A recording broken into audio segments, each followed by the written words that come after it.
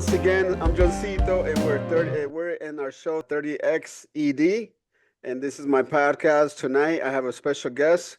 His name is John Aviles. If you don't know him, you'll want to know him after this interview because he's an awesome artist. He's an actor, and those of you that know him, you know how cool he is. Hey, John, thank you for being here with me tonight. It's an honor to have you in this program, man. It's been a while. Oh, my pleasure. Thank you for inviting me. I appreciate it. And Yeah. you're so kind. All those sweet, nice things you said to me, your check's in the mail.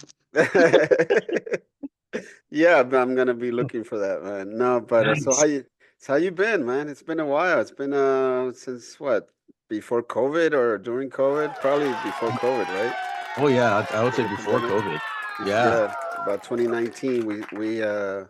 We filmed in Mexico, and Yeah. then we had lunch at seafood, and then I think I didn't see you after that for till now. Yeah. Or wait, Yeah. maybe no. Was it like that, or did I see you after that? Um, Because I remember I went to one of your Halloween parties. It wasn't a Halloween party, but it was a party. yeah. That was when I got married. Was I that think that was the last that time I after saw you, I think. was that after seafood dinner or lunch or whatever? Remember we filmed at the Fox Studios, Baja Studios, and then Yeah. we ate. That was Yeah. after, right? Yeah. Okay, okay. No, I think you're right. I think that was after.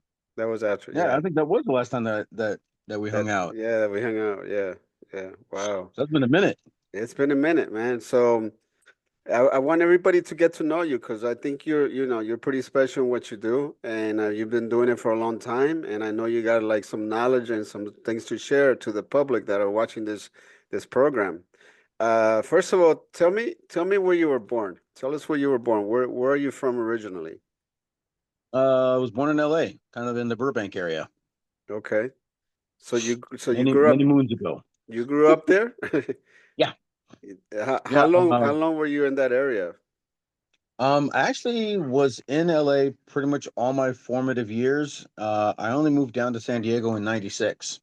Okay. Oh, so you were there, you were all the way there till 96. Okay. Hmm. So as a kid, were you like a quiet kid growing up? Like, you were maybe 5, 6, 7 years old, those years that we're all like curious about the world and stuff.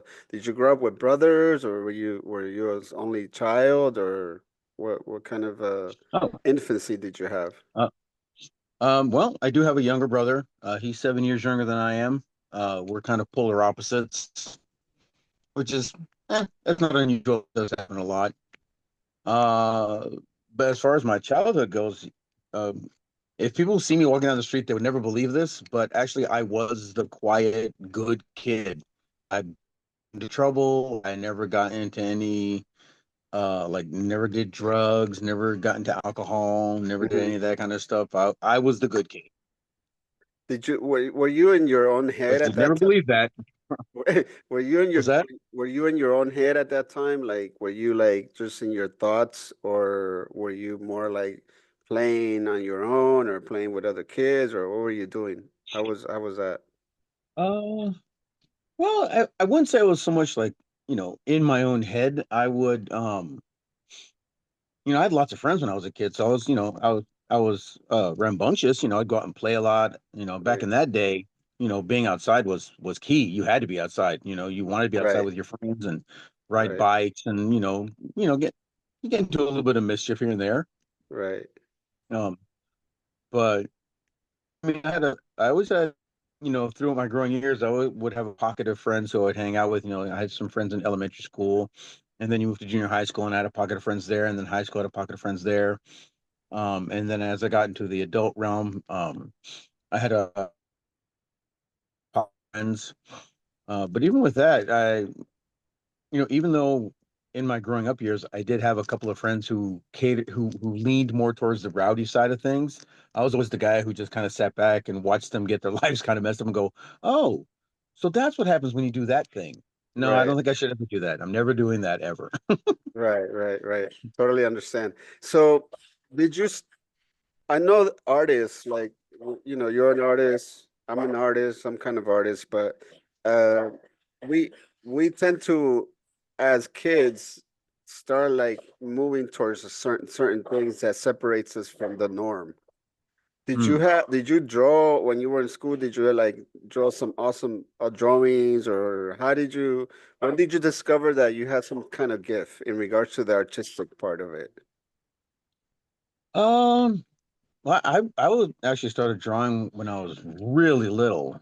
Um, I think it was even before I was in elementary school.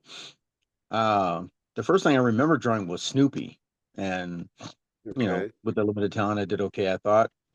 But I've always liked drawing. I like um, telling stories. Later on, it moved a little bit into acting when I got into the latter part of high school. Mm-hmm. I started kind of exploring acting. Um, when I got to my adult life, I was doing some background work and stuff. I had to put a lot of that on hold, though, unfortunately, because uh, when I was 28, I had a kid, and so I had to focus my attention there. But Right. before that, there was a lot of interest in the arts. It started out primarily with drawing. Um, I didn't really pursue anything musically, but I did have ideas of music. Mm-hmm. Um, and then later on, acting and things of that nature. Right. So in high school, you kind of deviated, or you kind of like looked at drama and acting and things like that. Were you in plays, or did you do any kind of shorts or anything like that? Or what was your first experience in regards to the acting part of it? My first experience with acting was a play I did with a youth group I was part of, and we did the play Godspell. And I think they had me. I think I was. I can't remember. I think I was playing a couple of different characters. And it was also a musical, which was kind of weird because I'd never had any kind of musical training or anything like that. So that was Right. a very interesting experience. Okay. And did you feel like when you actually did it, did you feel nervous? Did you feel right at home? Did you like that you did you think, hey, I could do this, or I like this?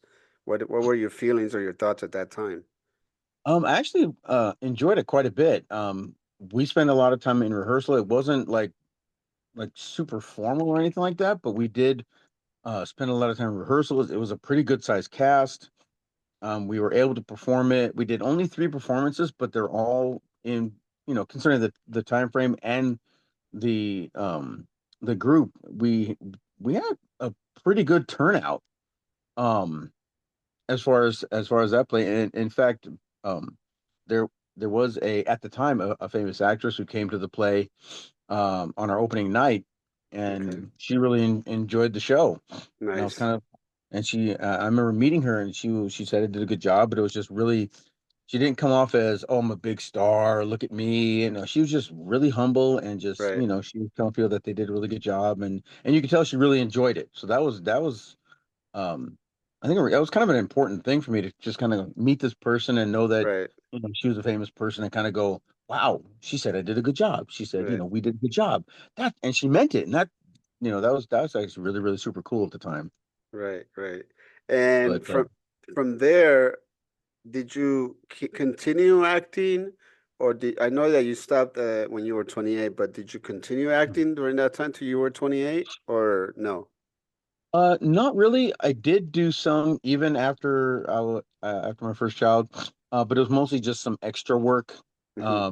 But I was background for some larger productions. There was a show at the time called Murphy Brown. I did Hmm. some background for that. I was in the background for Escape from LA. Um, and I could say, just I didn't really get to meet him, but um, I could, in talking with people who were actually able to speak with him, Kurt Russell, of course, was the big star in that one, and Right. he was super nice. He was just like very approachable, Right. really, really laid back. None of that attitude that comes with life. He was just Right. talking with the extras and talking with everyone. It's like, and when he had to go, he's like, oh, okay, I gotta go. He was really, really polite, Right. and I had a lot of respect for him for that. He just came off as a real classy guy, and I Cool. didn't expect that. Okay. Did you at that time you had no idea, or did you actually, well, first of all, let's start, did your parents kind of like, how were they with you in regards to you having that, going into the acting thing at that time period, or even when you were growing up before high school or during high school, or did they were just okay with it?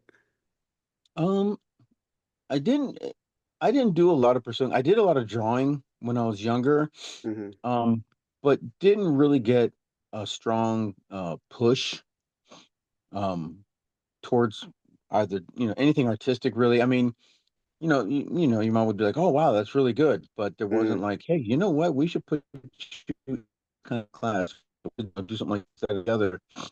Um, I never really got that. There were a few things, but it wasn't like, "Holy crud, my kid's got some talent. Let's put him in something." Let's get him Right. into a class or put him in front of people in the industry or anything like that. There was nothing like that.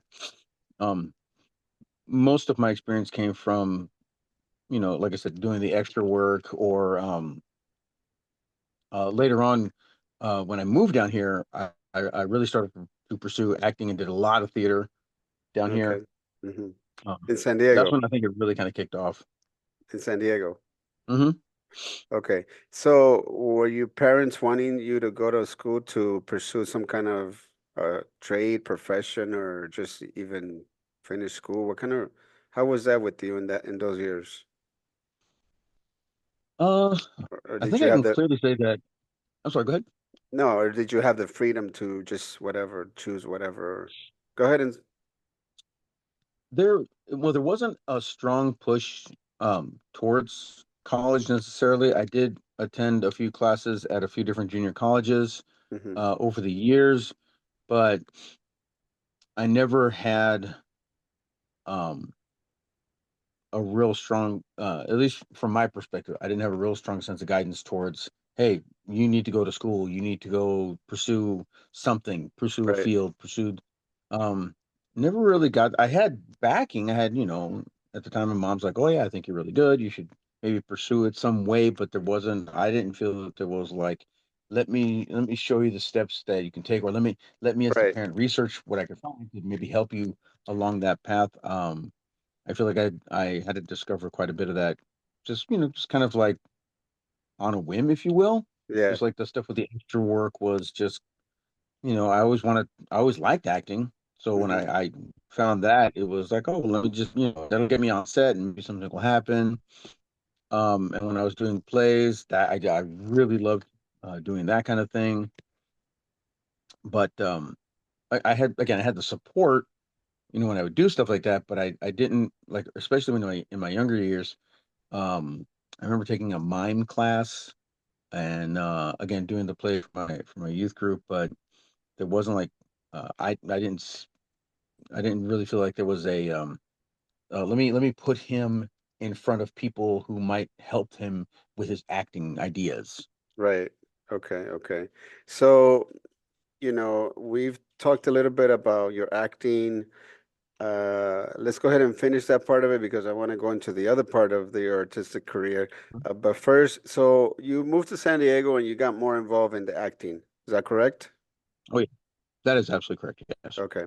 So, was there, when did you become like sort of really that you believed that you could do it? I mean, like, did you ever had that doubt, or did you just get better with time in regards to acting?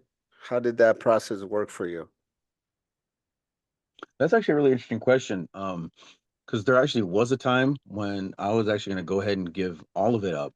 Because I mean, at the time, acting was more of a side pursuit because I Hmm. still had, my daughter, and so I still had to work full time and all that.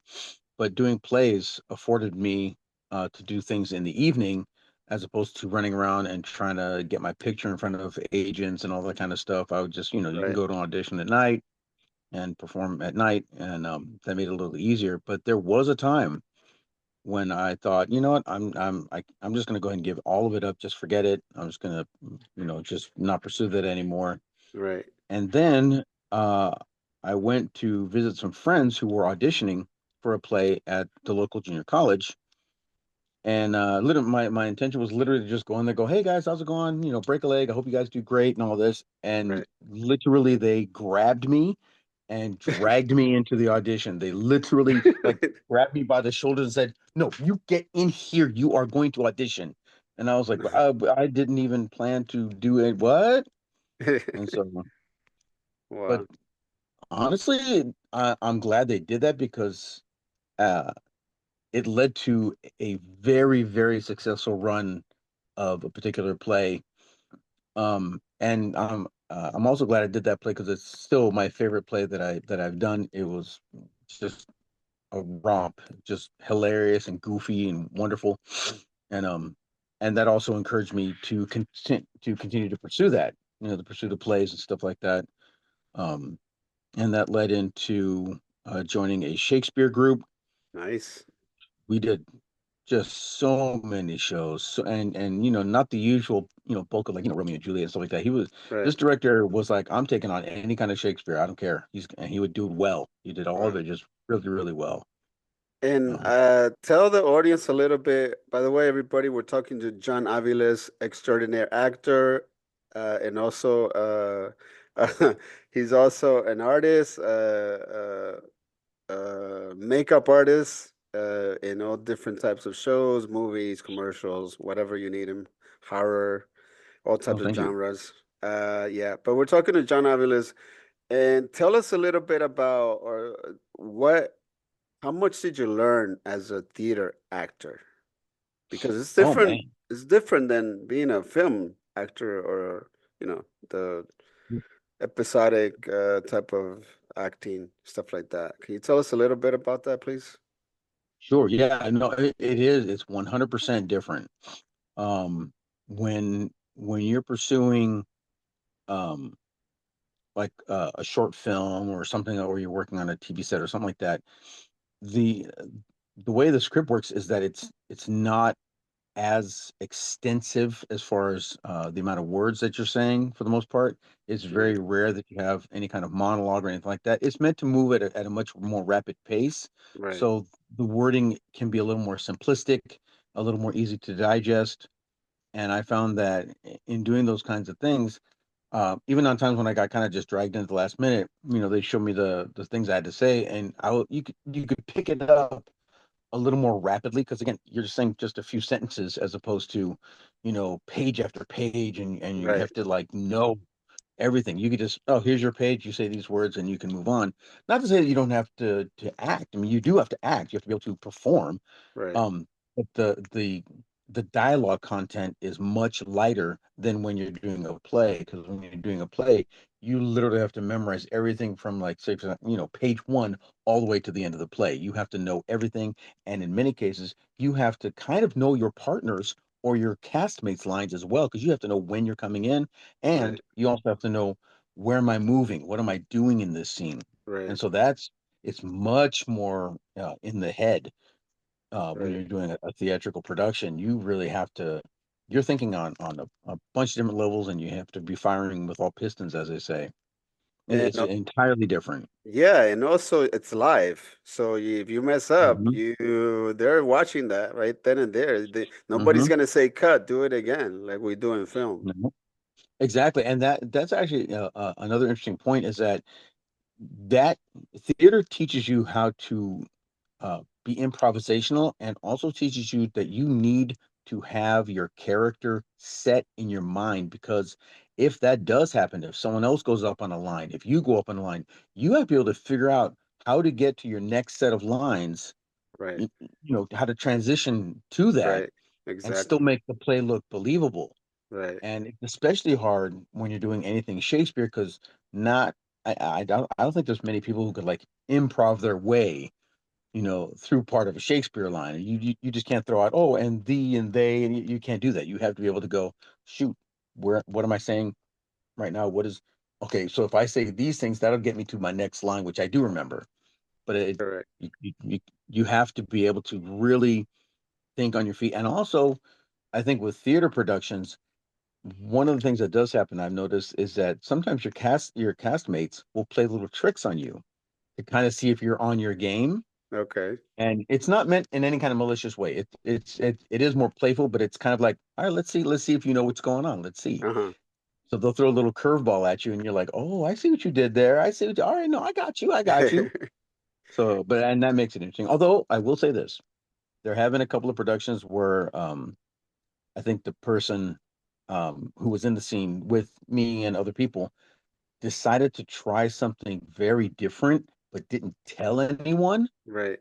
and that almost derailed the play that we Mm. were in because they thought they were being clever and cute, and it went way out the parameters of what we had already rehearsed, and that made it difficult. But I've also had uh, experience with productions where a person missed a whole section of lines, Wow. and me and the other actors had to go, okay, he went from here.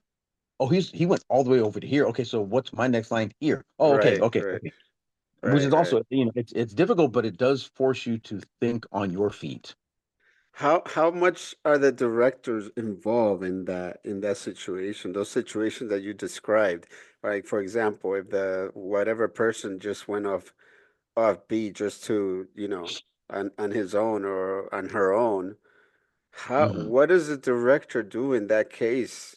Looking from the perspective of the director, and or would he or she be pissed off at the end and just kind of go off on whoever messed up? How does that work in theater? It's been my experience that once you're out of rehearsal and in actual production, then the director is more hands off. If he even comes to all the shows, he or she rather comes to all the shows, they may give you little tips, maybe. Hmm. But once you're up and running, usually the director is real hands off. But I would imagine that if there is a real big mess up, then they would want to pull that actor aside and say, "Hey, are you okay? What happened there? What's going on?" Right. Um, but like I said, most of the time the director watches the first few shows, and then they may come back a little bit, but they leave it in the hands of the stage manager, the techs, and the crew and the cast. Okay, okay, okay. So I imagine you learned so much during that time period in theater, right? In Oh yeah. regards to acting as an actor, you just kind of grew, Hmm. Yeah, right? definitely, definitely. And And I think then, a lot of that had to do with being forced to think on your feet, to right, really.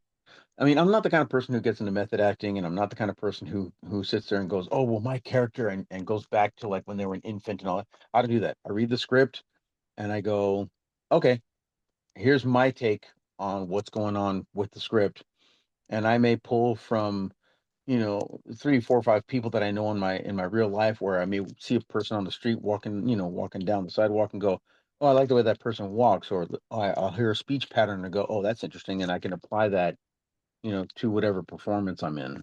right, right. So comparing that to filmmaking or acting in film, do you find it easier than film or harder to do the job, to do your job as an actor? I think theater is definitely more challenging simply because you do have to know all of your lines, and there's not a whole lot of room to flub things up.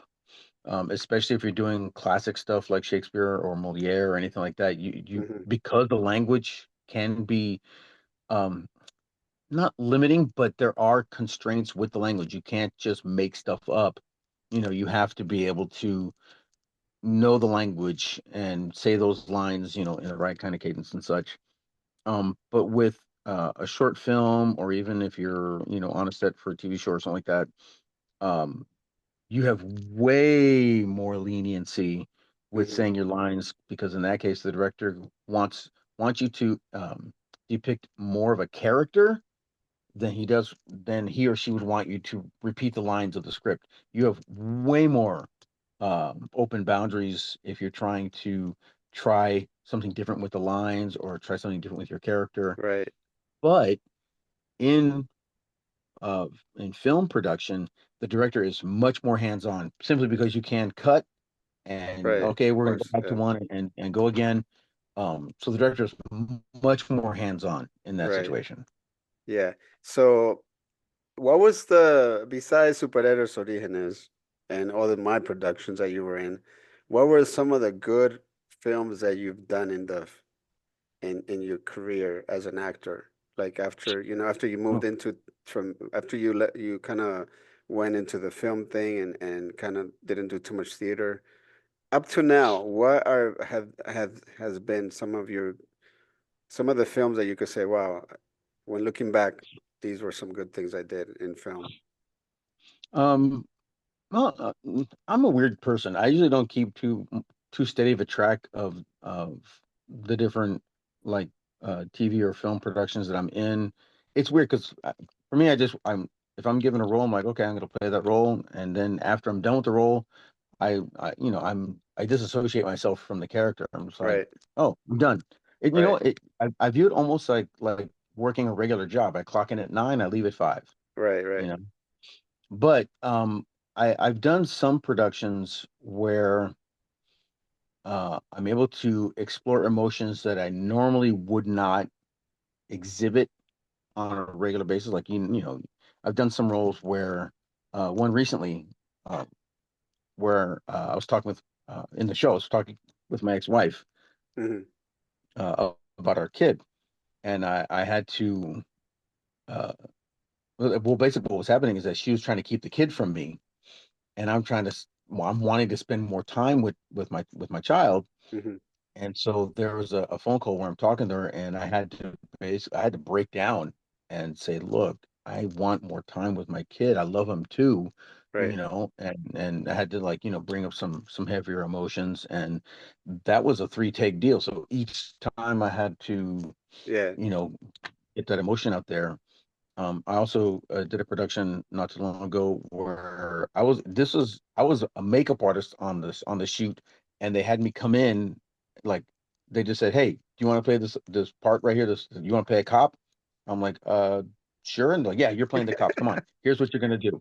And I'm like, "Okay." And that it was a little uncomfortable because I had to be a really really rowdy police officer, and it involved a lot of swearing, and I don't like Right. swearing. Yeah. But it was a heavy duty interrogation. So I was like all over this dude and like Right. in his face and just like swearing at him and all that. And I remember one of my friends who was on the shoot, she was the producer, and she was just like, "Whoa, don't mess with John. He's gonna get serious with," because it allowed me to like unleash all this anger and whatnot onto the Right. character. Right.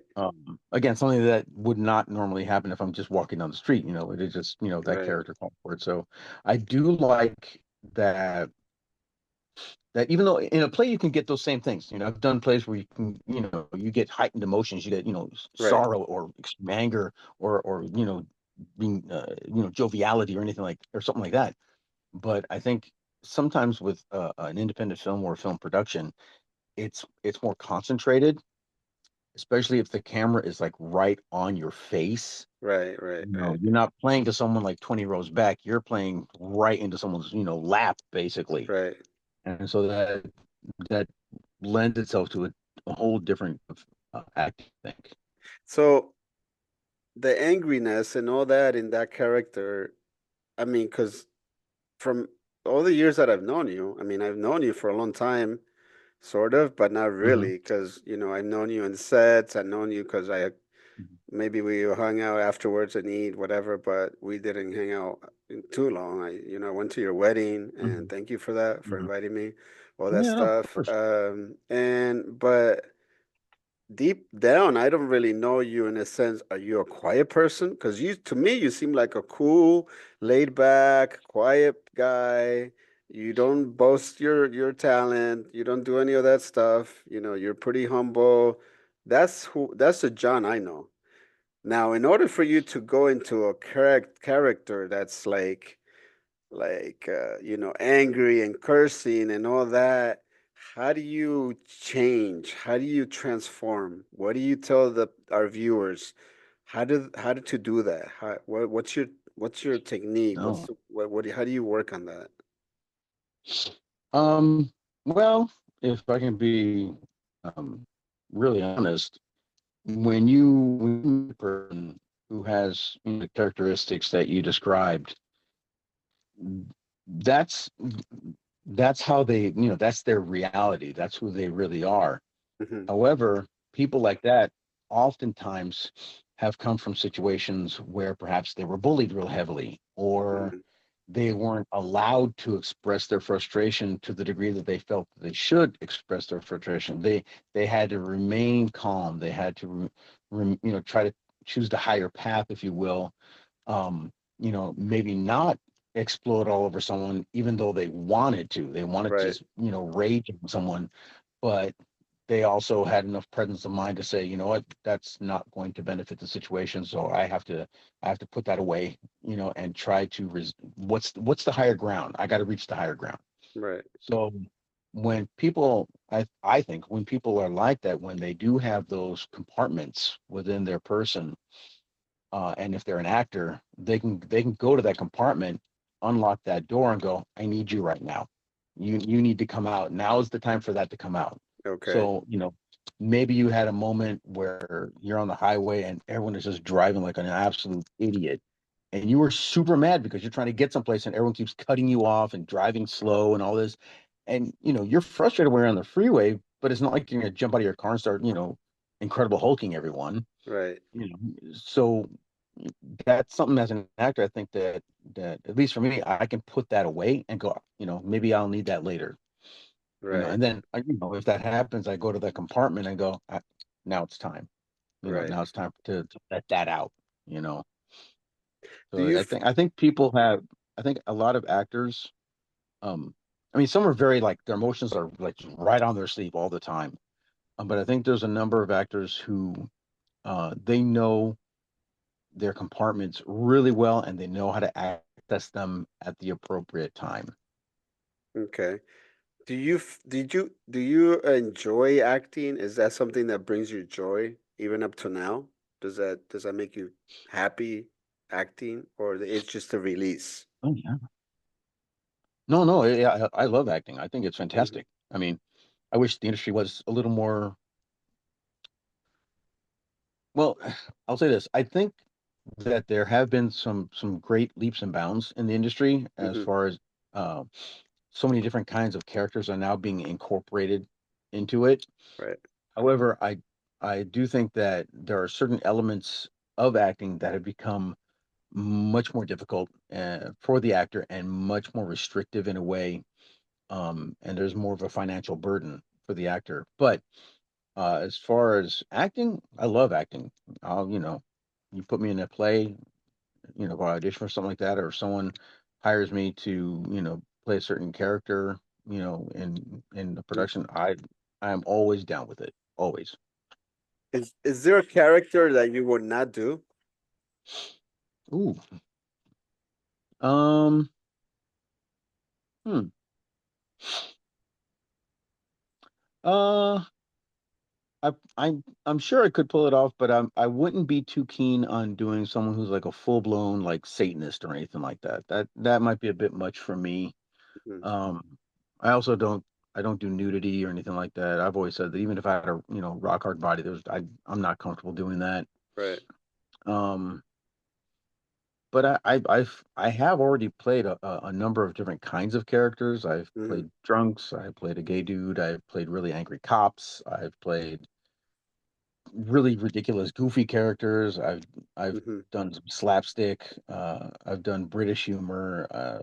So I mean, there's not a whole lot that I don't think that I would do. I mean, there's not a lot of limitations. I mean, Right. there's a few, but it's for me, it's more like I wouldn't be comfortable doing that kind of scene. Right. I You know, understand. Yeah, I understand. So, are you going into this next topic? All right. So your last name is Aviles. So that's a Mhm. Spanish last name, right? So Correct. do you have Spanish background ancestors, or because I know that you don't speak Spanish too good. We found that out in our movies in the movies that you were in with me. But I mean, you tried. It was an interesting thing to do, but we'll talk about that in a minute. So I mean, what background is that? Tell us a little bit about that. Sure. Yeah, the actual surname is Spanish in its origin. I myself am Cuban, Puerto Rican, and Spanish. My dad Okay. was the Puerto Rican guy. My mom's Cuban. Um, and there, regarding the Spanish part of it, there wasn't a whole lot of Spanish spoken around my house when I was younger. Okay. Um, when my grandmother would visit, her and my mom would do what I call machine gun Spanish because Cuban Mhm. Spanish is very, very fast, very rapid Fast. fire. Right. So it's like, brrrr, and you hear your name, and you're like, wait, what? You're talking about? What's going on?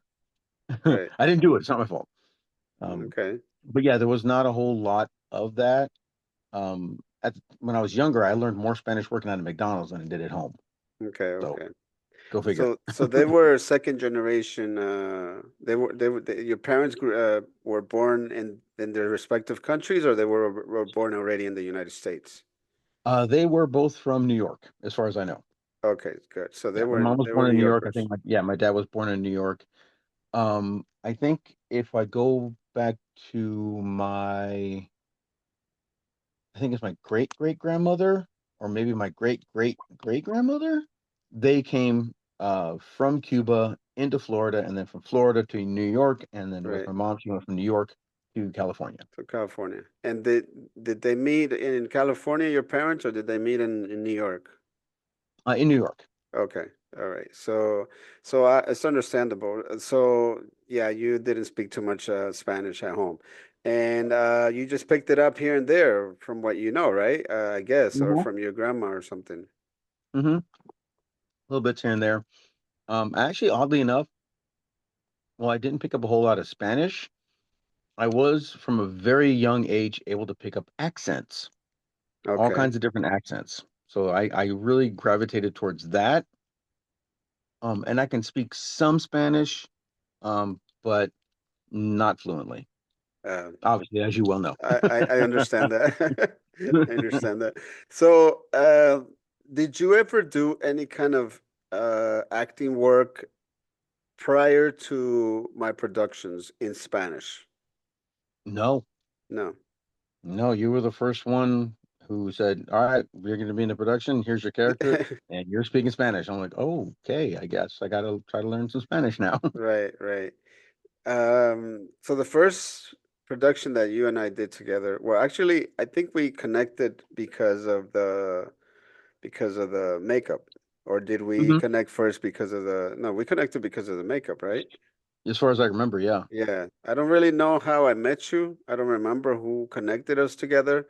Maybe it was Cami. Maybe I Maybe. don't know. Maybe in that community or San Diego or something. Yeah, I don't Um, recall. yeah, I don't recall either. But I do recall that you were part of my production in the El Banco, Oh, yeah, yeah, yeah. eh, Hmm. and Hmm. Hmm. also in the Policías, Yes. right? Hmm. So for those of you that are listening or watching this show right now, John Aviles appears in three of my productions. Two will be coming out next year, El Oh, nice. Banco, El Banco, and also Policías. Heck And yeah. he also appears in Superhéroes Orígenes, which is the background that you're seeing right now. Um, Superhéroes Orígenes, John does makeup for himself, for a couple of other actors, Mhm. And don't forget the zombies too. for other monsters. I'm about to say for the zombies in this movie. And he also plays in this movie. He plays a vampire, which is an awesome makeup. I mean, he did a great job. Yeah. Um, I'm really thankful for that, John, by the way. Mhm. Thank John you. was one of the first actors in Superhéroes Orígenes that started with me from the beginning. I mean, That's we true. actually started one of the first scenes together. John was in it with one of the superheroes in the movie. Hmm. And Hmm. we went to the mountains in I forgot, Tehichapi or somewhere over there. Oh gosh, yeah, those. Remember that? Yeah, dude, I Remember that? do. We were in the mountains Hmm. and it was cold and there was snow Hmm. and it was dark, getting dark, and we had to do Hmm. some scenes. Remember Yeah, oh yeah, that? I very much remember that. Yeah, I thought so that was a good set though, but that was really tough. yeah. Yeah, I mean, that was. it was cold, but you know what? It was still a lot of fun. Yeah, it was a lot of fun. I mean, tell us a little bit about shooting in the actual environment in regard you as an actor. Tell us the difference because some people would like to hear from an actual actor. I mean, I could tell a lot of different things in regard as a in the director's perspective or the Hmm. production perspective, but an actor, John has been in a lot of theater, a lot of indoor stuff, right? Nice and Hmm. comfortable environment in regards to the temperature and light Hmm. and control environment. Hmm. Now, tell us a little bit about your experience when we did Superhéroes Orígenes, because a lot of this movie is on location. There are no green Yeah. screens, there are no Hmm. sets. We're out there Right. in snow, mountains, desert, rivers, all kinds Hmm. of different things. So that's one of the Oh good yeah. things that I feel about this movie. So tell us a little bit about that experience that you had, if you remember what you remember. Yeah. No, actually, I do like when it's a more natural environment. If I'm, Mm, doing some kind of filming, I'm not a huge fan of green screen. I kind of believe that it's kind of been overdone. right, And I know that there are, especially now, there are productions that are almost entirely CGI, right, uh, which from seeing interviews and talking with other actors, I know that can be really, really challenging because if you're fighting a monster and you're basically looking at a tennis ball, it can be really difficult for an actor to kind of, you know, put a face to the tennis ball, if you will. right, I have no problem being in a particular environment. Like I know we went to that little temple in the middle of right, nowhere. We did right, when it was cold. I mean, for me, I just figure, you dress accordingly. I've been on sets where I'm doing makeup and it's freezing cold, and right, that can present a challenge because your hands get cold, so that makes it a little more difficult to apply the makeup. right, But as far as an actor goes, I've never been on a set where I'm an actor and they put us in this nice comfy trailer in between shots. It was just right, it's always a rough shot. You're just like out there, you do your part, and then you sit in your car maybe for a little while right. and try to warm up. I've actually done a few productions where it's been out in the mountains and it's been really cold. Right, right, And you just that's just part of the deal. You bundle up and you just it's like, I'm not gonna complain. I'm on set and doing things I like. Who cares? right, right, right. So yeah, I mean, you participated in that. That was awesome. And then Yeah. we were blessed to have that. I don't want to tell too much about this movie, but we had an awesome set where you guys just Mm. we had an awesome set where you guys just like came to life, and it's actually one of the first scenes of the movie. That scene, Oh which yeah, is pretty awesome. And yeah, I that was mean, dope. I mean, one of the reasons that I picked John to be in Superhéroes Orígenes is, that's a movie where, it's coming out in December. We're gonna have a private screening. Is because I've already worked with John before in two other Mm. productions, and I knew him, and professional, knows what the hell he's doing, doesn't give me any Thank you. problems as a director, very, very, very Except the ready. Spanish part. Yeah. I mean, we worked on that. I understood that because I was, it's tolerable for me to because I know that you don't speak the language. Mm. Um, but it's these kind of John is like the kind of as a director, the kind of person you want to have in your production. It's Oh, plain and thank you. simple, period. Because he's professional, he's very talented, he knows what he's doing. He takes the character as an actor into other levels that I, as a director, didn't even see or couldn't even Oh, direct him to. thank So that you. was one of the benefits of having John on set. And plus, I already had worked with him in two other productions, so I knew his talent. I knew where we Thank could, you. how far he could go. And then he actually did his own wardrobe for the Oh, movie yeah, right. Superhéroes Orines. He did his own I did. wardrobe. I just told him, hey, I need you to look like this, and he came on set looking like better than what he I expected. Oh, You actually look like that character, which is awesome. So. okay. And then you did the makeup for a couple Hmm. of actors and the zombies and everything Hmm. like that. I Yep. appreciate it. You Oh, gotta my pleasure. these movies that are gonna be coming out in a couple of, well, next year, two of them, two productions are gonna be coming out. Heck yeah. The Policías and El Banco, and then this year Superhéroes Oriones, and John is in all three of those. Uh, let's talk a little bit about when did you get an interest for doing makeup? How did that come about in your life? Eh, Because you're jumping from, okay, I'm an actor, but then okay, let me do some makeup. How did that come about? that came about because of a girl, actually. Okay. How It long was was it? Were you in high school, in oh college, no, or no, you're no, no. I was in junior college, and there was a girl I took a fancy to, and she took the makeup class, and being kind of a typical guy, I said, you know what? If I'm in the makeup class, that means I'm going to be close to the girl, and maybe something yeah, will happen with the girl. right, And while nothing happened with the girl, I mean, we're still friends and stuff, which is totally cool.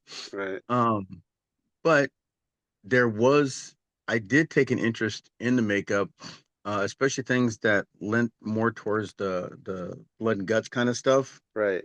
Um, I just was fascinated by it, and from that, I had a friend of mine, a different friend of mine, call me and had me offered me a job at the haunted trail in Balboa Park. Okay, And I think my first year, I just did the makeup, and I was learning from the guy who was there, and trying to go on my own skills.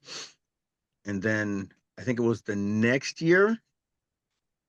I think it was the next year where they started asking me to be an actor in that performance as well. okay. So I would do makeup, like for the first couple hours, and then jump into the Hmm. scare itself. And that that's kind of where that makeup journey, I guess, took a turn. Started. Okay. And And you probably so got better. You probably got better doing the horror makeup because what you were talking about is the Halloween thing, right? The haunted mhm, trail in Halloween, yeah. where a bunch of monsters jump out at people at the crowd that pay to Hmm. go on that trail. So you Yep. started there. That was, I think, was it there that you got better at doing the horror stuff, or you were already kind of like you got Oh, more oh no, experience no, there? no. I definitely got better because not only was I watching the other makeup artists and doing what they do, and I met a friend of mine there, and he and I are still friends, and we kind of shoot back and forth with the kind of makeup that we do. He's working the trail this year. He and I worked Scream Zone last year, and we're both big on the makeup thing, and um, I find that it's kind of weird because like I said, I love the blood and guts makeup, and Hmm. sometimes I'll find myself just looking at something I'm trying to figure out how do I put this together, how do I make this, and I'm just looking at it, and then Right, something just clicks, and I'm like, oh, maybe I could do this, and I'll start fiddling with it, and next thing veins are coming out of the neck, or peeling someone's scalp off or something like that. right. And so, what has been the hardest thing that you had to do a makeup for, if you can remember, if you remember, Mm. Um, but you did it? More recently, I've had some real challenging um makeup gigs. I had to build a lung for one makeup job, and it had to be actual size. And fortunately, well, the idea was the person was going to cough up a lung, but we didn't have to show it coming out of his mouth; it would just be entirely too big. So I Right. made it, and we just put it on a tray. But I had to make it fairly life size, so that Okay. that took a minute. I had to do some research on that. Um, I just did a shoot, I think, a couple of weeks ago, and for that one, we had to pull off part of a cheek, and that was on camera. So that Wow. was challenging, but turned out I think really well. We had to um we had to that same girl who had the cheek pulled. She uh the actor has to like basically tear apart the girl's face, so she's got this face all bloodied up, and we have her teeth showing. And then also in that same shoot, another actress gets the top part of her head ripped off, like the scalp gets torn Okay. off.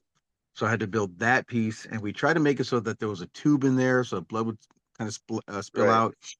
But we ran into some tech issues with that.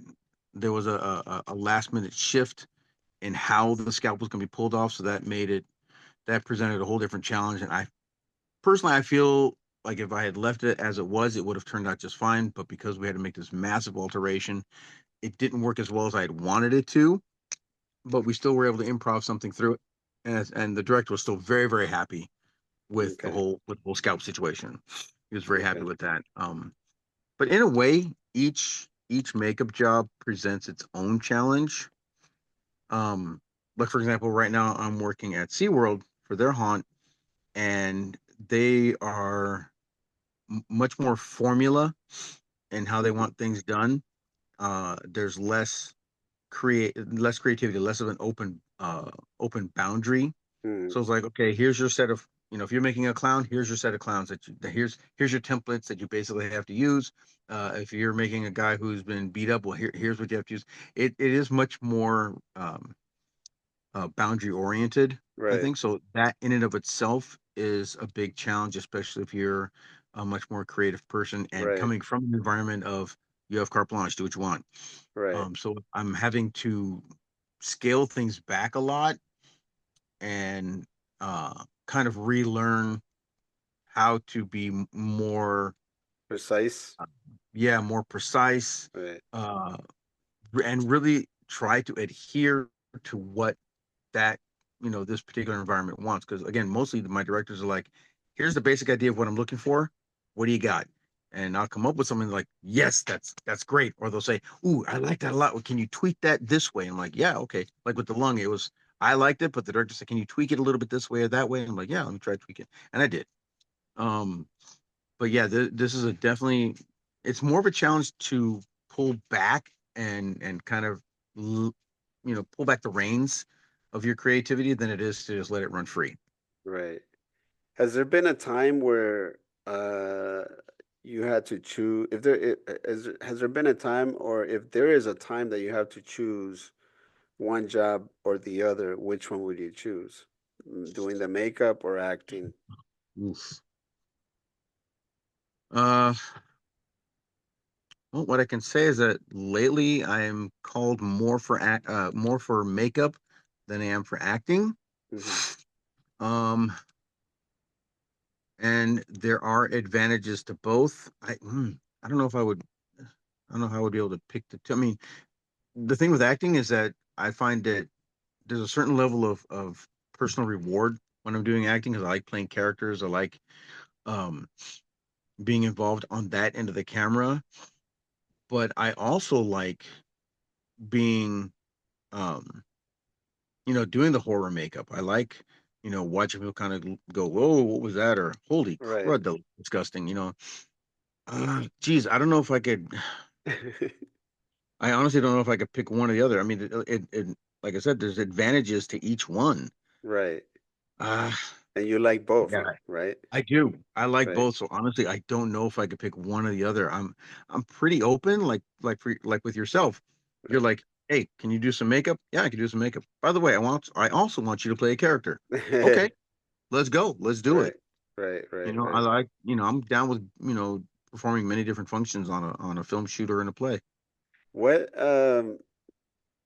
as an actor, what have you not done that you want to do?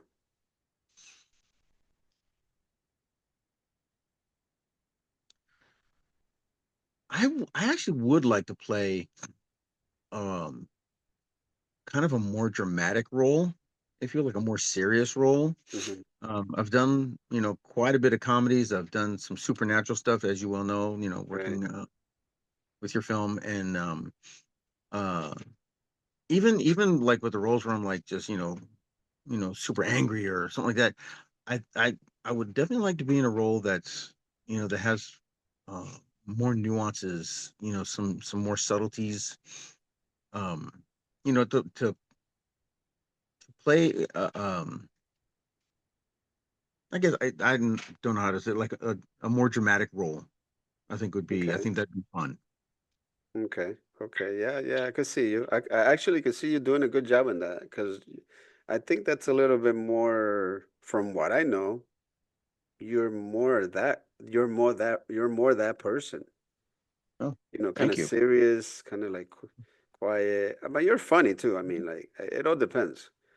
But No, you're a I hear what you're jokester. saying though. Yeah, but you know what I'm saying? Yeah. Yeah, Um, yeah. where did the whole horror, darkness, and all that stuff come from? Even your wedding. I don't want to talk too much about your that wedding No, that you invited me to, fine. but that was even had the darkness type of decoration, that Mm-hmm. kind of stuff. The theme was kind of like in that. Where did that come from, and how did that? Uh, I would say a couple of different sources. With regards to the wedding, that was done on Halloween, so we wanted to definitely at that point have that kind of environment. Um, but as far as those kinds of themes, Right.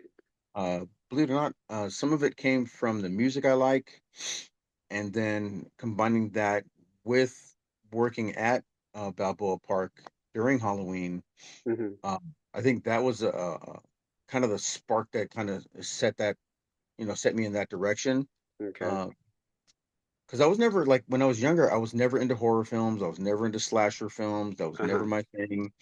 I liked sci-fi films. I like drama. I like some horror films, but I like more intellectual horror films or like larger monster horror films. Something Right. like Aliens or Pumpkinhead or something like that. Right. I like Right.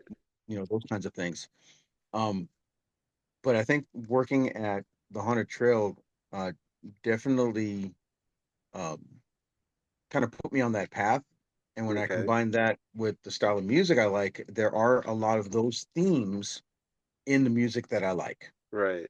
So Okay. that's kind of, I think that's where those two kind of got married together. Did you start liking that type of music? I believe it's metal, right? Is it Hmm. metal? Yeah.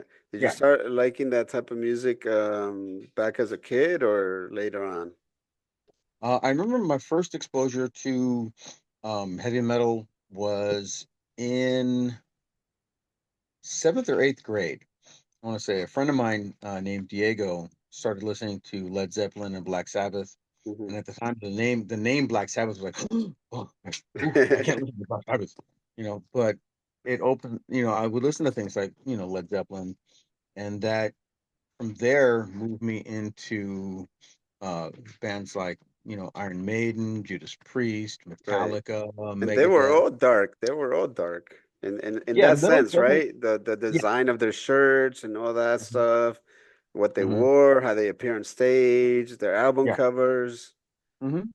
you know? Yeah, there are a lot of elements like that. You'll find lots of skulls. Right. Some of the like there are some bands that I won't get into. Like Slayer was a band I couldn't get into because they had that really strong satanic theme, and that's Right. not my scene. Right. Um, I know there's a style of heavy metal called black metal, and that's not my scene either because it's the same thing. It's like super satanic Hmm. kind of ideas, and I'm just like, that's not my gig. Right. Um, but I did like speed metal and thrash and what they call power metal and stuff like that. So that those kind of uh that kind of element definitely, when I started doing the trail, those two elements kind of got married together, and so I started going into that, and then later on, um I kind of lightly got into the goth and what they call dark wave techno Hmm. element, and that also incorporates many elements of Halloween, bats and skulls and Right. spiderwebs of that nature. So I think those three elements are some of the things that kind of were the foundation of the makeup that I do and the style of dress that I have. But at the same time, even with that, like with acting, there are certain boundaries that I've placed for myself where I'll say, no, I can't go past that boundary. Right. Too Right. much for me, you Right. know. So I can do horror all day long, and I've done uh makeup to make people look like demons and devils and all that kind Hmm. of stuff. And that's all well and good. Um, but yeah, there like as an actor though, um, while I wouldn't mind playing, a darker character, like some kind of demon lord. In fact, when I worked the haunted trail, I did play kind of like a demon character, Uh-huh. and that's all well and good. That's a character and all that, but there are certain characters that I still wouldn't feel comfortable playing, and that is like a really like a satanic person, Right, right, person who's like worshiping the devil. I'm like, right. that's kind of like that's where I would have to draw the line, I think. Yeah, and the thing with film is that it stays recorded. I mean, it's gonna be there forever, you know? Mhm. In the trail, you're just doing it for a certain amount of time, scaring people, and then you're out of that costume, and that's it. Nobody's recording Exactly. that. But if you record a film and you're a satanic, character, whatever, Mhm. that's gonna stay there. That Yeah, energy is just gonna move all over the space of the world or whatever, So, yeah, it's a little different. Tell me a yeah. little I would agree with you. yeah, tell me a little bit about my productions in regards to your Spanish. All those three productions you had to do in Spanish. How did you? I mean, I think we had a lot of fun. It was a lot of fun. Everybody was, very supportive and stuff like that, with you and stuff like that. Very patient, which was cool. How did you, you knew your limitations at the time in regards to the Mhm. language. What was your thought process at that time, if you can remember? Oh no, I remember that very very clearly. Um, and I agree with you. The fact that you guys, like you yourself, were exceptionally patient. Right, And even to the point where I remember sometimes you had to kind of alter the shot a little bit so you can incorporate, just my saying like a couple of sentences at a time, right, right, right. and then pausing and then giving me some lines and me just basically repeating like you were exceptionally patient with that. And I can't tell you how much I appreciate you giving me that shot. That I know. that did mean a lot to me. And also, everyone else on set was like, they were really trying to help me. Yeah, And because there was a definite struggle there, right, again, I can read it, but I don't necessarily know exactly what they mean. And I'm not right, fluent. So it was exceptionally helpful, as far as an actor, to have like this big open corral hmm, of trying to get comfortable with what's going on and having people say, all right, here, try this, and this is what when you say this is what you're trying to say. right, Because that, you can say words as an actor, but it doesn't mean anything until the director says this is what you're saying. right, And then you right, go, oh, so when I'm saying these words, that's the emotion behind it, that's what I'm conveying. right, And that was also very helpful because you did that, you would explain everything, right, right, and that was, and not just with the language, you were very good with explaining, okay, this is what I'm looking for in this scene. right, right, And I really appreciated that because it wasn't, I'm looking at it not just from my perspective, but excuse me, some of the other actors, you're going, here's what I'm looking for, you guys show me what you got. right, And I think that I've run into all kinds of directors, and I've run into a few who are like that, who are like, here's my idea, run with it. What are you going to do? Show me what you got. I'll tweak it along the way, but show me what you got. I want to right, see the actor doing their thing. My point as a director is to, here's the story, here's what I'm looking for. Let's see if you can do it. right, right, And I think that is a huge relief for a lot of actors, because there are some directors who are, they are so exact in what they're looking for, right, that it can limit the actor from exploring something, like trying to say a line a little bit differently. But you also don't want to go the other direction. You don't want to be a director who's just like, eh, just do whatever whatever. tickles your Yeah, fancy. yeah, of course. Because then you're like, okay, but I want to know what you are expecting of me, Right, and that'll help me. And in the other direction, you're expecting too much precision. You're trying to be a sniper, and it doesn't work here. I need some freedom to explore the lines as I see fit. right, right, So I think there are directors like yourself who are a good happy medium, where you allow the actor to explore, you allow the actor to say, hey, can I try it this way? hmm, And you have the ability to say either, yeah, that was really great, I like that better than what I wrote, or to say, hmm, hmm, not exactly what I'm expecting, can you just try to say it this way, and right, or act it this way, and then the actor can go, oh, okay, I just wanted to try it out, you right, know and I don't think it's very common, at least in my experience, it's not common to have someone like that, to have a director like that who does give you the freedom to explore, but also knows exactly what they're looking for. Exactly. Yeah, yeah. Well, thank you for that. Yeah, I appreciate No, of that. course. And I think that that type of directing that I did with you in that case, it not only brought out what you didn't even see in yourself, because you were like you were stuck in the language thing, and I'm like, okay, I got to get him unstuck. I got to get him Yeah. flowing and thinking like he's just, this character. Hmm. And it just brought that out of you. And I mean, you have some crazy, hilarious scenes. I mean, you don't even know how funny you are in that movie. I have no You idea. have no idea how funny you are, but when I see it, I'm like, oh my God, this is so funny. And it's like it's sort of like an innocence that you have in No.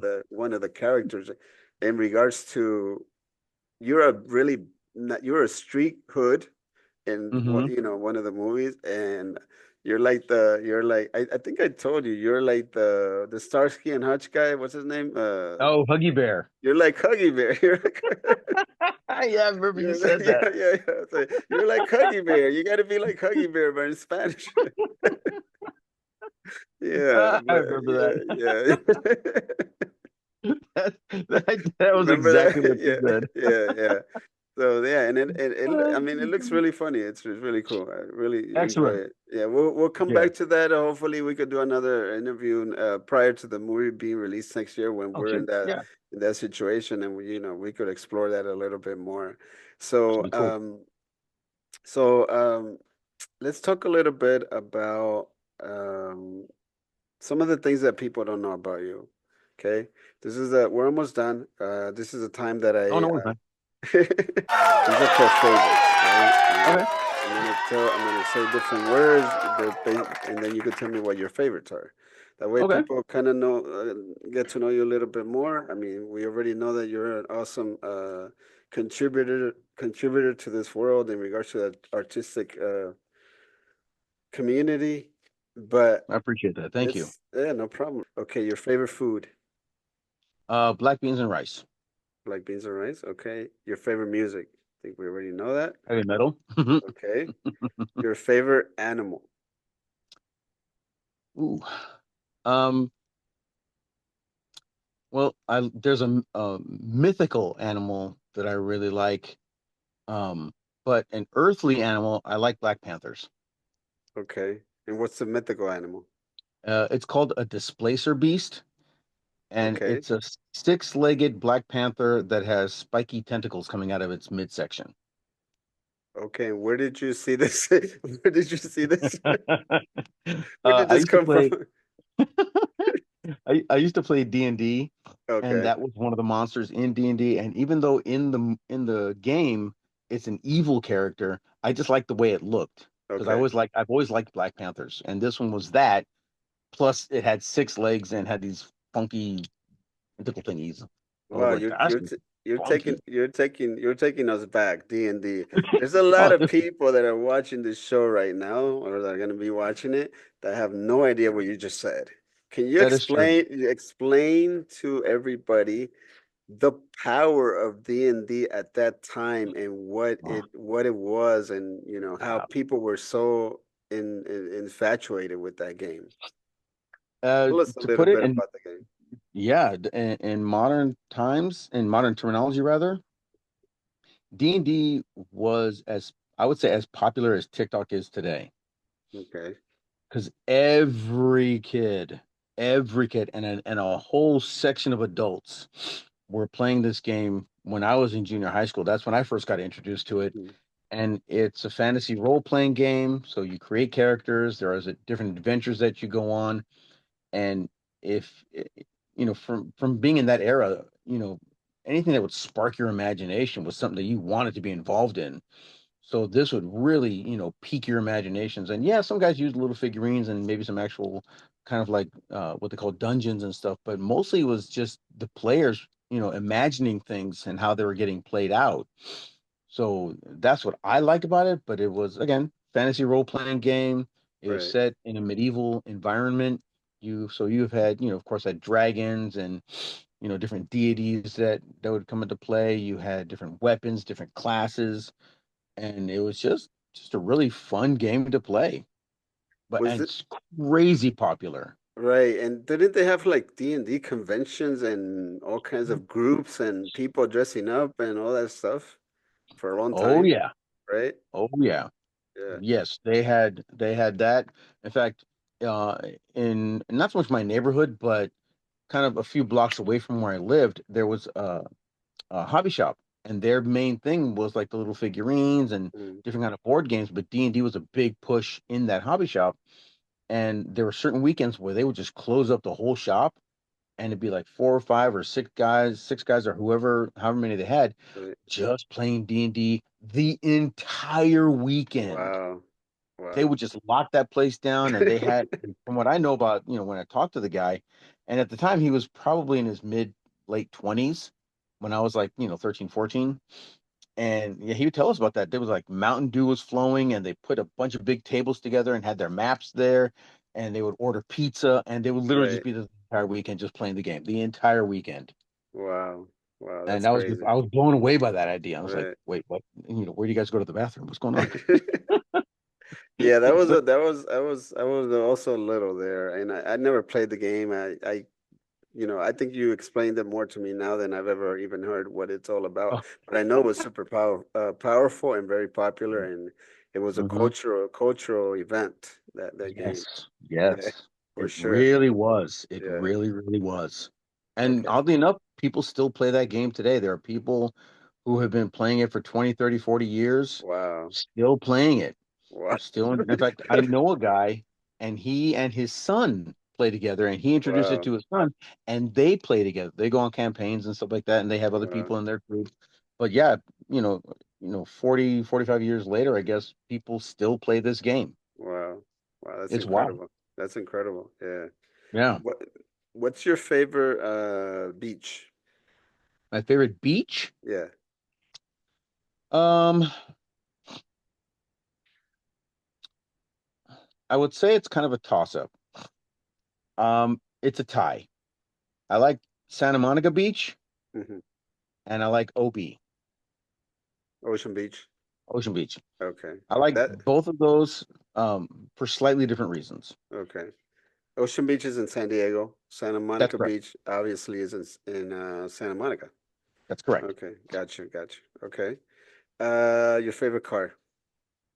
My favorite car Car, or yeah. car? Car. Oh, car? Yeah. CAR. Ah, there's three to choose from, but I would say,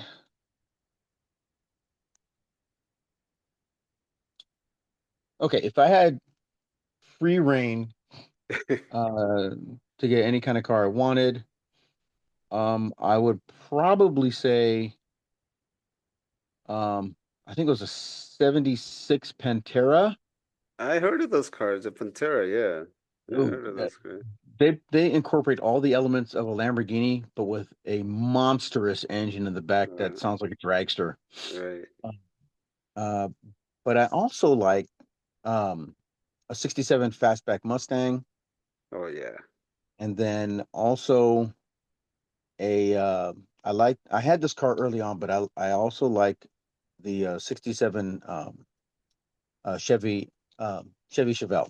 Oh, okay. Okay. Some classics. Those are Oh yeah. classics. You're a classics kind of guy. Okay, Oh yeah. what's your favorite movie of all times? Now, see, this is one of those areas where people would not expect this answer from me. Um, my favorite movie of all time is a movie that came out in 1950 with Jose Okay. Ferrer, who, if I'm not mistaken, is Cuban, and it's called Cyrano de Bergerac, Okay. written by a Frenchman. I think Dumas was his name. Um, but the reason I like the film is because the story itself is so rich, and the main character, is such an underdog, and he also, I guess, from what you described, he doesn't know his potential really. Hmm. Um, he's in the storyline. He's a phenomenal swordsman. He's a great poet. He can romance the hell out of any woman, but he thinks he's hideously ugly because he's got a really big nose. Hmm. But he is super smart and witty and not afraid of anyone. And as far as a character goes, that I think is absolutely amazing. But the film goes beyond that in that they have these huge, elaborate sets Mm, where they'll go from the one thing that really sticks out is that they go from a theater that's, on the inside, fully realized theater, and then they have the outside facade, which then leads under a little bit of a bridge to another section of this town where there are streets and there's an apartment and all this kind of stuff, and wow. it's all set in uh, like I guess 1600s France. Right. Right. So like it's this massive set, and all the sets are just enormous, Wow. and they're just beautifully made. And I'm like, there's all these different elements come together for me in this film, and it's just beautiful, just wonderful. You got everything you could possibly want. You got drama, you got action, you got poetry, you got comedy, you got Mm. everything you could possibly want is just all in this production. It's just phenomenal. I How highly many recommend it to everyone, but only in black and white. Don't see the colorized version because it's terrible. how many times have you seen it? I have lost count. Really? Wow. I have Okay. absolutely. I watched this film with some regularity. Okay. Awesome. I gotta check it out. I have not seen it. I gotta check it Oh, out. fantastic. All right. Thank you for that. Your Yeah. favorite singer or band of all times? Ooh. Uh, uh, Favorite singer I have two. One of them, his name is Jeff Tate. He's from a band called Queensryche. But I would say my all-time favorite singer is the lead singer of Iron Maiden, and his name is Bruce Dickinson. Hmm. Is he still alive or did he pass Oh away? yeah. He's In alive? fact, I'm Okay. going to go see him tomorrow. Oh, nice. Where at? Down in Chula Vista. Oh, okay. Okay. He's still Yeah. performing. Yeah, he's in his mid late 60s. Wow. So he was the lead singer, the original of Iron Maiden? Well, actually, their original singer was named Paul Diano, and he made it through two albums before they replaced him with Bruce Dickinson on their Okay. third and probably their most successful album. Gotcha. And their first singer was more gravelly, and Bruce is much more of a powerful singer. Like he can hold notes for long periods of time. Right. He's very, very active on stage. He's running around all over the place. Mm, gotcha. But I love the power in his voice. Mm. I mean, All just right. phenomenal. Good. Well, enjoy the concert. I'm sure you're Thank gonna you. like it. Yeah. Oh yeah. Your favorite actor of all time? Ooh. Oh man. Um, Stripes. Favorite actor of all time? Uh, Keanu Reeves. No, just kidding. Megan Fox. No, That my favorite. was my Um, next question, but okay, go ahead. My um, favorite, your favorite actress, but go ahead. Favorite oh, actor. geez, my favorite actor. You know what? Yeah, I'm gonna say Gene Hackman, Okay. and I have to give an explanation. Okay. The reason I would say that Gene Hackman is probably one of my favorite actors is because of one movie called The Conversation. The movie, the subject of the movie would be exceptionally boring because it's basically about a guy who has to listen in on other people's conversation Mm, as kind of a government thing, but he's not this big top spy dude. He just listens in. He's just recording stuff. right. So it could be absolutely boring as hell. But I remember watching this film and I just put it on like, it's on, whatever, I'll watch it. Who cares? Right. And I was trying to do some housework and stuff. But I tell you what, within a few minutes of this film starting, I stopped all my whatever I was doing my housework, whatever, and I watched this film strictly because of his because the way he played the character was so captivating. Even though Harrison Ford was in the film too, Right. it was this guy had a boring, pitiful type role, but he played it with such, I don't know, there was Right. something going on that I had to Right. watch it. I Wow. had to watch him and I had to watch him in this film. And I was just captivated. I was just like, holy crap. Wow. We need guys like that now. Because I gotta watch it. That's another one.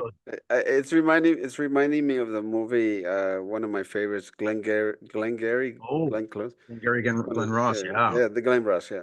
That's one of my Yeah. favorites, and it kind of took me to that movie. I don't know why. I've never seen The Conversation, but Mm, from how you're describing it, it's a movie that I was like, this is probably a boring movie. I'm gonna just watch it, and then I was mm. like, whoa, this is a good movie. This is Yeah. these guys are doing a great job as actors. Yes. Yeah, Yep. I so think that was wasn't Jack Lemmon in that one? yeah, Jack Lemmon, Al He played a Pacino. serious character in that film. Yeah, yeah, He yeah, wasn't like his usual goofy character. He was yeah. like almost brutal in that Yeah, film. he was brutal. He was, yeah. He was evil. That's He was evil. yeah. Right. All That's right. awesome. Yeah. Actress. Favorite actress.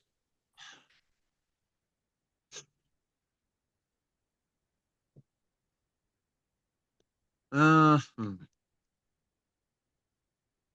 I just like with an actor, I don't necessarily have a favorite actor, but I say Gene Hackman because of that film because Mm, so he was so captivating. Um, I'll put it this way: she's not my favorite actress, but she did a performance which made me hate her so much that I cannot watch the film that she was in, and that was Meryl Streep in Devil Wears Prada. why did I know that you were gonna say her? Oh, I Why just did absolutely hated her in that film. I can't watch that film again because I got so mad. But that's a testimony because she pulled that crap off so Right. great. She's awesome. And I She's and awesome. I wouldn't say she's like my favorite, but I in that film she really killed it. Right, right. Yeah. I agree. I agree. Okay, your favorite game? Oh, hmm, two, and they're both video games. Um, I like playing Halo Reach, and I like playing Left for Dead, both versions. Okay. Left 4 Dead. Hmm. Is Left 4 Dead horror type of game? Like Hmm. yeah, okay. Zombie Cool. survival, and the first one I think is just fantastic. I like the second one too, but the first one has more what could be considered like scary elements because it's all at night. Right, Every right, it's like four different chapters, but every chapter is at night, which right. tends to make things a little more sketchy for you. Yeah. Whereas the other one is all during the day, except for one of the adventures. And even that, the night adventure isn't really a night adventure. It's more of like a dusk, so it's not. Hmm. Um, but yeah, those two games are a lot of fun. Yeah. I think one of my favorite that I actually got scared and I had to turn it off. This was when I was younger. Oh, okay. Silent Hill. Oh, yeah, that's a crazy And one. then the music that they put in there, and I was alone. I was alone Oh, that night, and I was playing that game, and I'm like, okay, this is too scary. I gotta shut this dude, thing off, man. I gotta, yeah. I remember playing that game, and I was like dude. infatuated, but then I couldn't play it that much, only in the daytime, and because it was just Hmm. scary. That But film is that game is like super like hardcore because if I yeah, remember correctly, you don't have a weapon really. yeah, yeah, You have to face all these terrors like with right. not even like with your bare hands. I think you have like a camera or something crazy like that. Yeah, You're like, yeah, yeah. It's crazy. freak, dude. Yeah, Damn. it's a crazy game. All right. That's Color. dark. Favorite color. Dark purple. Dark purple. Okay. Hmm. Your favorite sport, if you have one. Favorite sport. I've never been one to really watch a lot of sports, but I love playing soccer. Okay. What? See, that's something we didn't know. Everybody, all the followers of John Aviles, all the Hmm. friends. I Yeah. didn't know that. I wouldn't even guessed it. But Yeah. I used John to play is soccer when I was a kid and I loved playing it. wow, Played it when I interesting. was when we moved because I went from California to Nebraska back to California when I was really little, Hmm. and I played soccer for quite some time. I love playing Wow. soccer. Wow, interesting. Very good. I wouldn't have guessed. Okay. Favorite I like book. squash, actually. Squash is my favorite Squash. thing. Favorite book. Favorite book. Ooh, ooh, favorite book. Okay. Um, one I'm gonna say two. One might shock you, and one might not. Um, I do like reading the Bible, believe it or not. And Shocking. I know everyone, like, what that Shocking. guy with all the horror and the craziness, that guy? All Where's all the right. skulls all the time? That heavy metal guy? Yeah, him. Yeah. But also, it's not so much a book, but a book series. I love the Chronicles of Narnia. Okay. I read each book 7 times. Wow. Wow, I that's absolutely my favorite storyline of any book, and I've read others that I really thoroughly enjoyed. mhm. But if I had a favorite, it would be that book Wow. series. Okay. Interesting. Interesting. All right. Well, everybody that's watching this, you know a little bit more about John Aviles right now. A great guy, great personality. For those of you that think he's just a quiet horror makeup artist type of dude, now you're learning a little bit more about him. And here at 30XED with Johncito. Okay, hey, let's play one more game, and then we'll get out of here. All This game right. is called This or That. Okay, Oh, actually, jeez. two more games. We're gonna go a little bit faster on this one. Okay. This or that. So I'm gonna give you two options. You quickly tell me which one you prefer. Okay. Okay. All right. Beach or forest? Beach. Bungee jumping or jumping out of an airplane with a parachute? Skydiving, definitely. Okay. Salt or sugar? Salt. Water or soda? Soda. Hip hop or reggaeton? Hip hop. All right. It's my man right there. Staying in or going out? Going out. Okay. Uh, be on your cell or go watch a movie at a movie theater? Oh, I'd rather go to a movie theater. Okay, cool. Reading a book or listening to a book? Reading a book. Okay. Eating or sleeping? Eating. Okay. Let's know a little bit more about John's. Uh, Okay, let's Habits. do habits. Let's do a little one more game. All This right. is the game that I will tell you some names and you tell me or things and you tell me the first word that pops into your head. Okay. Ready? Robert De Niro, Interesting. Al Pacino, Rough. Cantinflas, My aunt. Audrey Hepburn, Elegant. Richard Pryor, Hilarious. Sophia Loren, Classy. 007, Hero. Vicente Fernandez. I don't know who that is. He's a Mexican mariachi singer. But let's That's why I don't know who that is. All right, yeah. Well, there's no harm I in don't that. listen to a lot of mariachi. There's no harm in that. There's no harm in that. El Banco, the movie, our movie. Ambitious. Okay. Michael Jordan, Class act. LeBron James. Let's go. Let's go. One word. Interesting. Okay. P. Diddy. Trouble. Oh, Oprah. Trouble. Eddie Murphy. Hilarious. Chris Rock. Hilarious. Meryl Streep. Scary. P. Rose. Pete Rose. P. Rose. Yeah.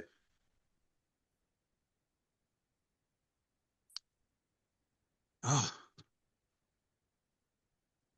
a good man. Okay. By the way, he passed away a couple of days ago.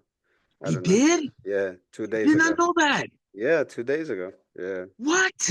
I Yeah. didn't say anything about that. Yeah. Well, after this you Holy could moly. yeah, he passed away, man. They didn't put him in the Wow. hole. Yeah. Wow. Yep. Dude, that's a Unbelievable. lot we lost recently. A Yep. lot. Yep.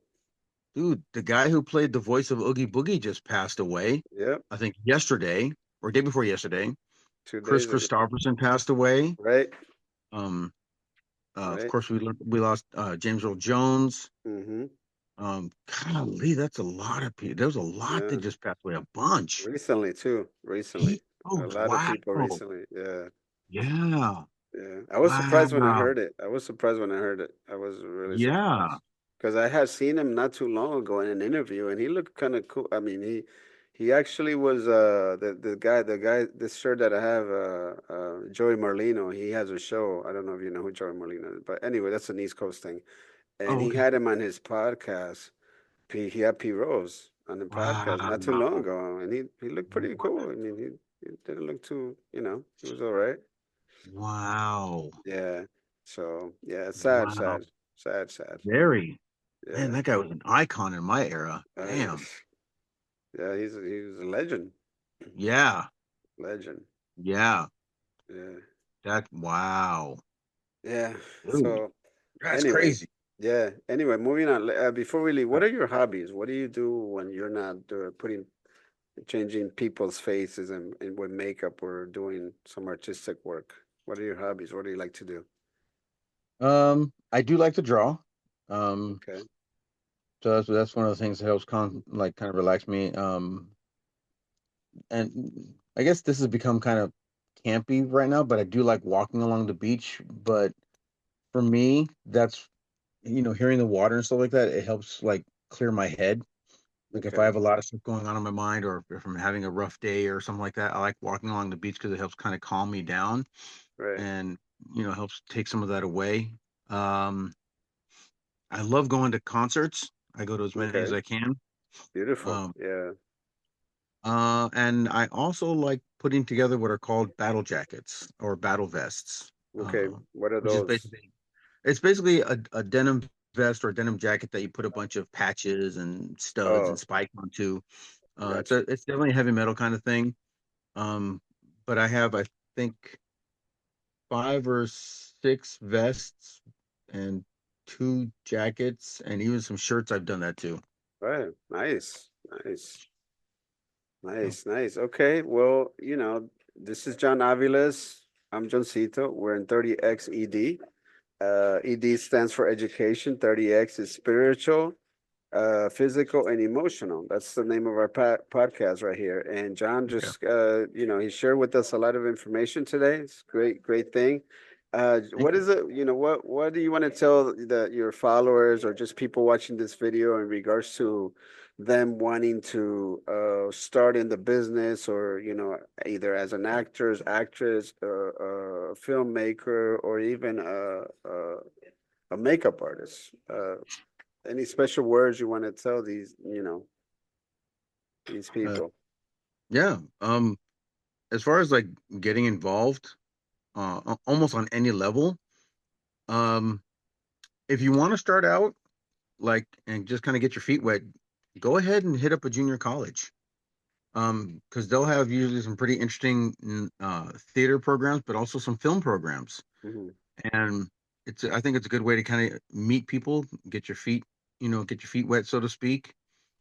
Um, Also, I do want to say that there are a number of very, very talented people in San Diego, actors, makeup artists, production staff, boom operators, whatever, stage managers, all these there are a lot of very, very talented people in San Diego. And one thing I've felt for a real long time is I would really like to see um, San Diego putting out productions that kind of catch the eye of LA, because Hmm. I've long since felt that San Diego has everything a filmmaking company could ever want as far as like locations, talent, everything like that.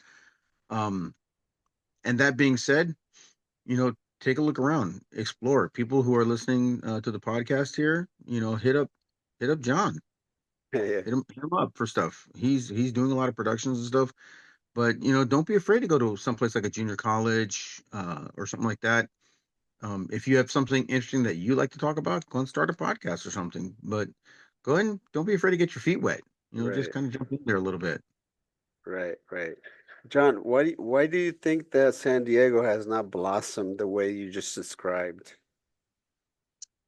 Uh, this is gonna sound maybe a little bit crass or base.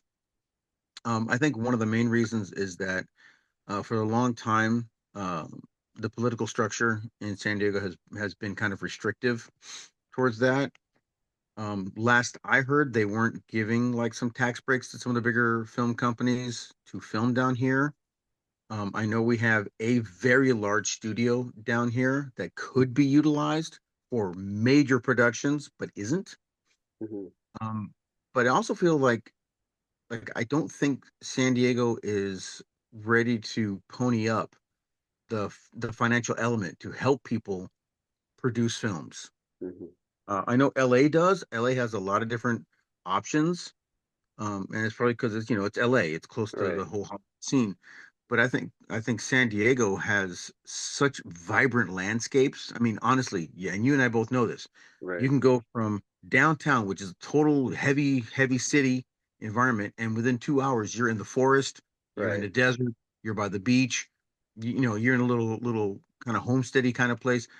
Almost anything that as a filmmaker you could possibly want is maybe 2 to 3 hours out of your way. So you could do entirely different shots Right. in one day, totally in different environments. And I feel that all, the other thing about San Diego is that it usually has very, very decent weather, so you could almost literally film year round.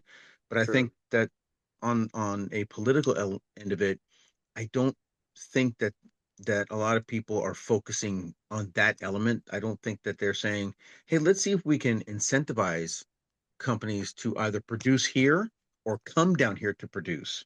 Right. And I know that from within the community with directors and producers and other people involved in both film and well, I'd say more film than stage because stage is has got a definite push towards it because Right. we have a lot of art houses and theaters and stuff like that. But for film specifically, I don't see where San Diego is kind of going, what, let's see if we can, put some money towards that to help people, maybe put some grants together or something like that, and have people apply for grants Right. and things and maybe say, all right, hey, you got a production, let me see what you got going on. What's your treatise, what's your Hmm. thing? Yeah, okay, we'll give you a $5,000 grant for that or something like that, And I think that would really, really help out because there are so many people I talk to who have these just amazing ideas, Right. even on something like a 48-hour film project. These are just wild, amazing ideas that they have, and I just don't think there's a lot of money to fund that. Most of the people I know in this field in San Diego are funding their own films, and they really have super duper low budgets, and it's not a slight against them because they have to work full time to put even the tiniest bit of a budget together Right. to do anything, and that's difficult. That's really difficult. Makes it almost restrictive Right. in trying True. to produce a film or anything like that. True. True. True. Trust me, I know. I know about those low budgets or no budget films. I was talking to Mhm. one of your colleagues from San Diego the other day, and he was saying, yeah, either no budget or low budget. I was in no budget films, and I've been to CBS films, or shows and Mhm. stuff like that. But I mean, do you think that's the main thing? Because I know there's a lot of, as an independent artist. I mean, you like personally for myself, I find a way without money to Mm. create my idea, to make it. Mhm. I'm not saying that like I'm know it or whatever, but No. what do you think it's because I feel the energy. I mean, no, I know there's a lot of talent in San Diego, Mhm. from directors or producers, and in between, right? Mhm. And like you said, they have great ideas, but why is it that, I mean, besides the money, is there anything else that these independent artists in San Diego, do they need a kick, a push or something for them to create all these amazing work that they probably have in their heads, but they actually don't do it? Is it that do we really need this much money that we cannot make a film from these artists in San Diego? Or what do you think it is besides the money? Is there anything else that you could point to? Honestly, not really, because not unlike you, I've talked to many people and they they do the same thing. They are producing their films, they're getting their ideas out there again with either no budget or an extremely limited budget.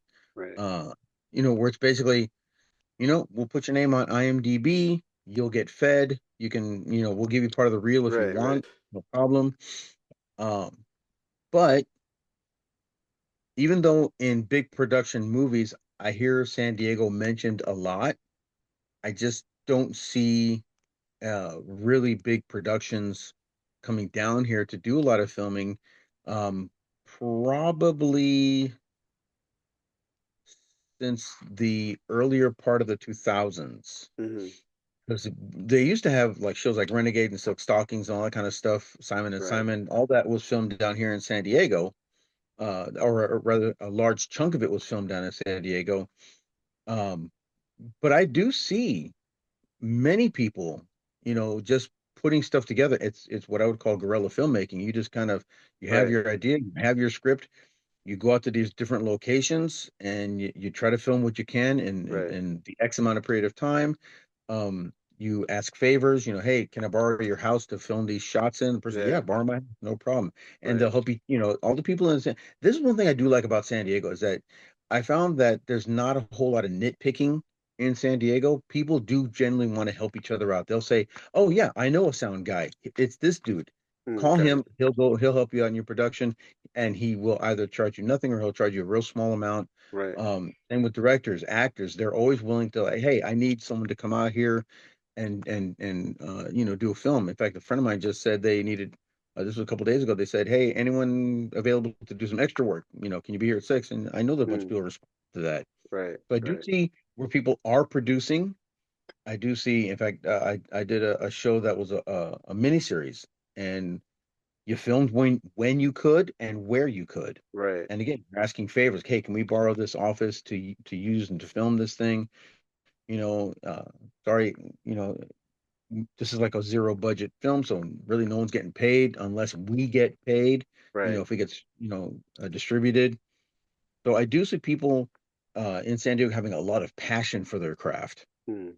My only thing is I would like to see the passion rewarded on a financial level too, because that way, a director, a producer, the actors, the whole crew could walk away with at least a little something in their pocket, Right. you know. Right.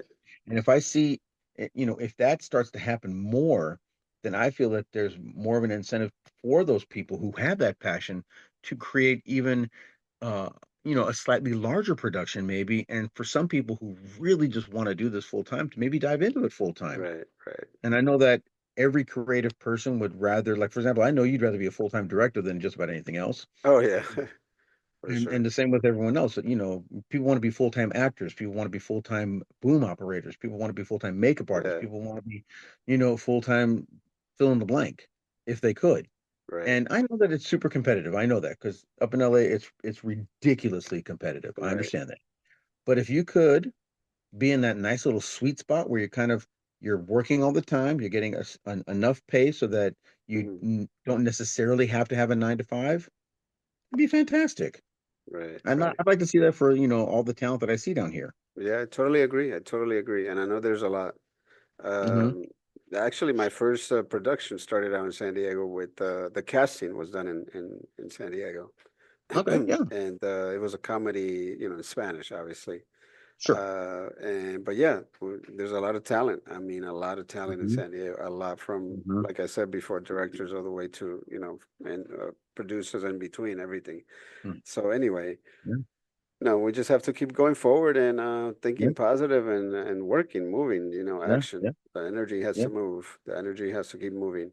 Um, yep. John, unless there's anything else you want to tell everybody or to tell me, thank you so much for taking your time to do this tonight with me, and appreciate it. Keep doing what you're doing, Yeah, man. I know there's thank you, man. times that we go low in life, and this is the the the community, the life. This is the life that we've chosen. I can't do that accent. I can't do that. I'm not good at that stuff. Always remember Filmmaking didn't, I didn't that. choose filmmaking. Filmmaking chose me. Yeah, there you go. No, but thank you so much. Appreciate it. Let's do it again when these your other two movies come out, and Okay. you have an invite for December, man. I'm not sure Awesome. if it's December 7th or the 15th, but we're gonna do the private screening of Superhéroes Orígenes. And Nice. I hope you make it, and it'll be nice Yeah, for you to be there. I would And love it. I'll let you know. We'll keep in touch. All right, Thank you man. so much, buddy. I appreciate all, Yeah, all the it- words of wisdom and all the things you share with us tonight. my pleasure. Thank you so My much pleasure. for being in 30X ED. No And worries. we'll talk again, buddy. Take care. All right, God man. bless you. And we'll You as talk well, soon. man. I am Very good. Josito. This is John Aviles, awesome actor, makeup artist, awesome human being. Peace. Thank you so much.